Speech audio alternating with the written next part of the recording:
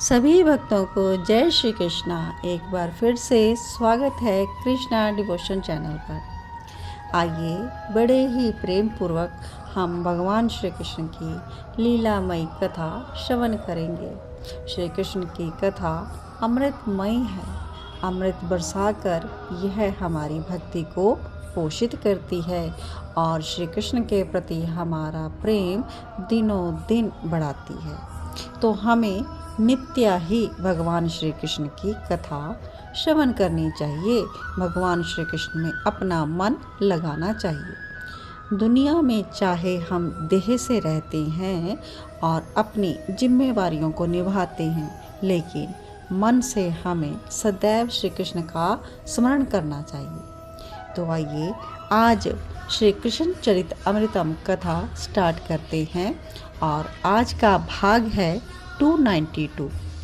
आज के श्री कृष्ण चरित अमृतम की कथा में हम बताने जा रहे हैं कि भगवान श्री कृष्ण गृहस्थ जीवन के बारे में क्या उपदेश दे रहे हैं, किस प्रकार से हमें गृहस्थ जीवन को बिताना चाहिए, कैसे सहजता से परिवार में सामंजस्य बिठाना चाहिए और अपने लक्ष्य की ओर बढ़ना चाहिए। तो आइए जानते हैं भाग 292 में भगवान श्री कृष्ण गृहस्थ जीवन की क्या शिक्षा दे रहे हैं। देव ऋषि नारद एक बार भ्रमण करते हुए आए हैं द्वारिका में। नारद भगवान वैसे तो द्वारिका में आते ही रहते हैं, पर आज कुछ और ही सोच कर आए। क्या सोचा उन्होंने? द्वारकाधीश गृहस्थ में कैसे रहते होंगे। इनकी 16,108 रानियां हैं। सबके साथ रहना और मुस्कुरा के रहना। देव ऋषि सोचने लगते हैं यह सब ठीक है, श्री कृष्ण भगवान हैं, पर लीला तो मानवी के लिए ही हो रही है ना, इसलिए वो क्या आदर्श प्रस्तुत करते हैं यह देखा जाए। अब यह सब सोचते हुए देव ऋषि जी आ गए हैं द्वारिका में। उनके मन में यह भी चलता था कि कैसे सामंजस्य बिठाते होंगे इतनी रानियों के बीच में। इस जगत में तो लोग एक पत्नी को नहीं संभाल पाते और रुक्मणी जी के महल में सबसे पहले गए यह सब देखने के लिए देव ऋषि नारद जी। श्री कृष्ण जी नारद को देखते ही उठ गए और नारद जी को एक दिव्य आसन में बिठाया। ना तो श्री कृष्ण कुछ बोले ना रुक्मणी बोली, बस चरण वंदना करी और कुछ भोग लगाया। भोग में 4 लड्डू दिए। नारद जी ने भी बिना कुछ बोले लड्डू खा लिए और वहाँ से निकल लिए। अब जामवंती के महल में गए, पर वहाँ भी आश्चर्य, श्री कृष्ण वहाँ भी बैठे हुए हैं। श्री कृष्ण जी फिर उठे, देव ऋषि को देखकर चरण वंदना की, 4 लड्डू भोग में दिए। अब नारद जी ने बड़े प्रेम से लड्डू खाए और तीसरी रानी के महल में चलने लगे। वहाँ भी कृष्ण, वहाँ भी लड्डू। ओहो, तो इसका मतलब श्री कृष्ण हर महल में हैं और मुझे इन महलों में जाकर उनके दर्शन करने पड़ेंगे। नारद जी विचार करते हैं कि महल में जाने में तो कोई आपत्ति नहीं मुझको, लेकिन लड्डू 16,108 महलों में 4-4 लड्डू खाए। तो नारद जी हंसने लगे और फिर स्वयं ही विचार करके कहते हैं, क्यों ना सूक्ष्म रूप धारण करके मैं श्री कृष्ण के गृहस्थ जीवन का दर्शन करूं। ऐसा विचार करके नारद जी सूक्ष्म रूप से द्वारकाधीश के गृहस्थ का दर्शन करने लगे। तो आगे नेक्स्ट सीन है, ब्रह्म मुहूर्त का समय हो गया है। श्री कृष्ण उठे हैं और उठकर वहीं पर शांत भाव से बैठ गए हैं। ये ध्यान कर रहे हैं। उनकी मुद्रा शांत मुद्रा है, पर देव ऋषि विचार करते हैं कि ये ध्यान किसका कर रहे हैं। श्री कृष्ण तो स्वयं सच्चिदानंद हैं। अब आगे महल की ओर बढ़ते हैं देव ऋषि। उन्हें इस बात का उत्तर नहीं मिला कि श्री कृष्ण किसका ध्यान करते हैं। अद्भुत ध्यान से उठ गए अब श्री कृष्ण और धरती को प्रणाम करके गोमती नदी में स्नान के लिए चले गए। नारद जी इस झांकी का आनंदित होकर दर्शन कर रहे हैं। स्नान करके श्री कृष्ण अपने दिव्य अंग पोंछते हैं। नारद जी के आनंद का ठिकाना नहीं। सूर्य उदय होने वाला है। नदी में ही खड़े हैं वासुदेव और अब उन्होंने सूर्य को अर्घ्य देना शुरू कर दिया।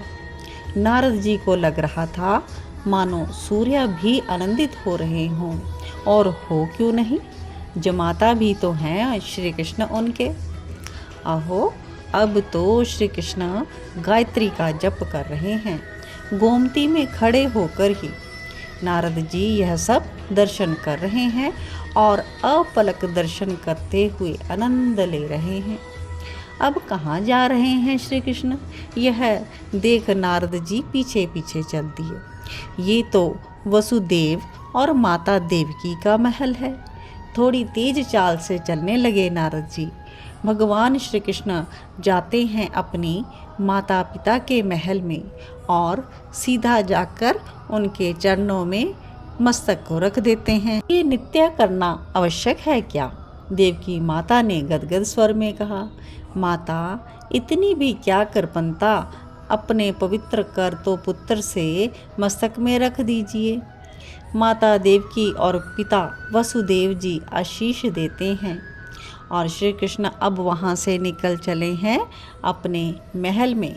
किसी एक महल में नहीं, प्रत्येक महल में एक साथ। ये संभव है?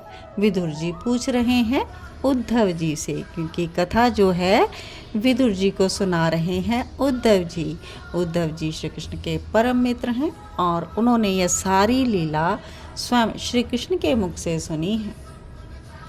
तो कहते हैं उद्धव जी कि श्री कृष्ण स्वयं ब्रह्म हैं, इनके लिए क्या असंभव है। ये 16,000 महल से 16,000 रूपों से निकलते हैं और प्रवेश करते हैं, किंतु बाहर जाते ही एक हो जाते हैं। उद्धव ने बहुत ही सुंदरता से गदगद स्वर में कहा। आगे क्या देखते हैं नारद जी कि बाल भोग कर रहे हैं अब श्री कृष्ण। बाहर दारुक सारथी खड़ा है। श्री कृष्ण का यह सारथी है दारुक। गरुड़ ध्वज रथ बाहर तैयार है। उस रथ में 4 घोड़े जुते हुए हैं जो कि वायु की गति से चलने वाले हैं।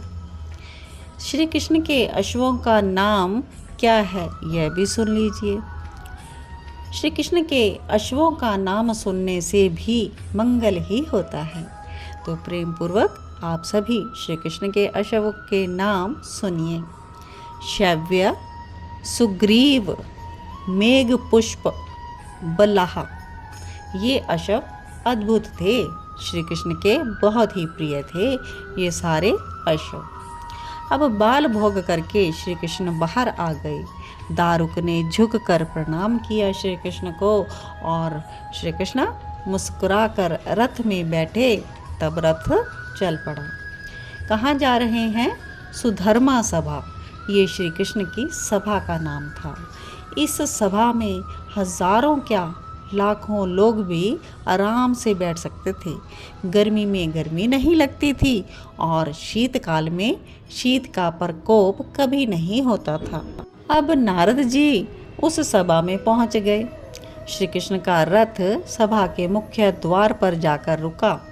रथ से उतरकर सभा की ओर चल पड़े श्री कृष्ण। उस सभा में कौन नहीं आता था। मानवों की समस्या तो थी ही, उसका निराकरण भी द्वारकाधीश करते थे, पर देवता लोग भी समय समय पर आते रहते थे। श्री कृष्ण की विशेषता ये थी कि वे सेवकों की समस्याएं पहले सुनते थे। गरीब विपन्न इन्हीं की पुकार को श्री कृष्ण सदैव महत्व दिया करते थे। नारद जी ने यह झांकी देख ली। अब तो वो गदगद हो रहे थे। सांझ से पहले सभा को विश्राम दिया गया। रथ में विराजमान होकर अपने महल की ओर चल पड़े श्री कृष्ण। नारद जी पीछे पीछे चल रहे हैं। अब जब श्री कृष्ण महल में पहुंचते हैं तो सभी रानियों ने आलिंगन किया। श्री कृष्ण मुस्कुराए, जलपान किया और अपनी रानियों के साथ बैठ गए। बैठे कुछ समय के लिए और फिर समुद्र किनारे भ्रमण के लिए निकल गए। और उद्धव जी कहते हैं कि ये सौभाग्य मुझे मिला था मेरे नाथ श्याम के साथ शाम के समय समुद्र के किनारे भ्रमण करने का। यह कहते उद्धव तो भावों से विभोर हो गए। आते हैं फिर वापस अपने महल में, अपनी रानियों से हास परिहास करते हैं। जो इन्हें छेड़ता है उन्हें छेड़ते हैं। उसी समय रात्रि का भोजन भी आ जाता है और आनंद बैठकर भोजन करते हैं द्वारकाधीश। तनाव में, चिंता में नहीं, प्रसन्न मन से भोजन करते हैं श्री कृष्ण। पुत्रों के साथ बैठते हैं, उनको शिक्षा देते हैं। क्या शिक्षा देते हैं? नारद जी भी गदगद हो रहे हैं ऐसा सुनकर। हे पुत्रों, कभी किसी का हृदय मत दुखाना, कभी किसी के धन को छल से कपट से पाने का प्रयास मत करना। आलस्य मनुष्य का शत्रु है, इसलिए आलस्य से दूर रहना। पुत्र उपदेश सुनते हैं, फिर चरण वंदन करके चले जाते हैं। रानी प्रतीक्षा में है, वो अपने भवन सुंदर पति को अपनी बाहों में भरना चाहती हैं। श्री कृष्ण उनकी समस्त इच्छाओं को पूर्ण करते हैं। किंतु क्या? किंतु स्वयं इन सब से विरक्त रहते हैं। मैंने स्वयं देखा रानियां कैसे लुभाने का प्रयास करती हैं, पर ये तनिक भी विचलित नहीं होते थे।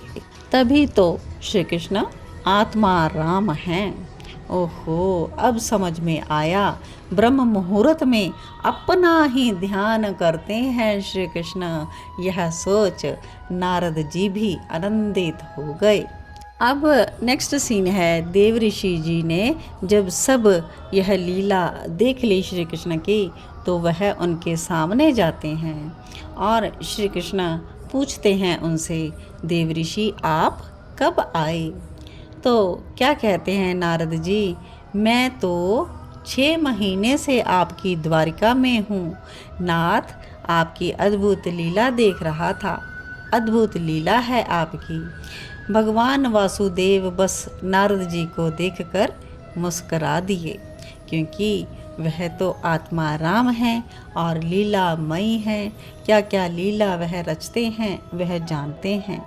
और नारद जी ने प्रभु श्री कृष्ण के ग्रस्त जीवन को देखा और आज हमें सब तक यह श्री कृष्ण के ग्रस्त जीवन का, अद्भुत ग्रस्त जीवन के रहस्य का विस्तार से हमें वर्णन किया। तो बहुत ही सुंदर भगवान श्री कृष्ण का हम इस लीला के द्वारा चिंतन करते हैं।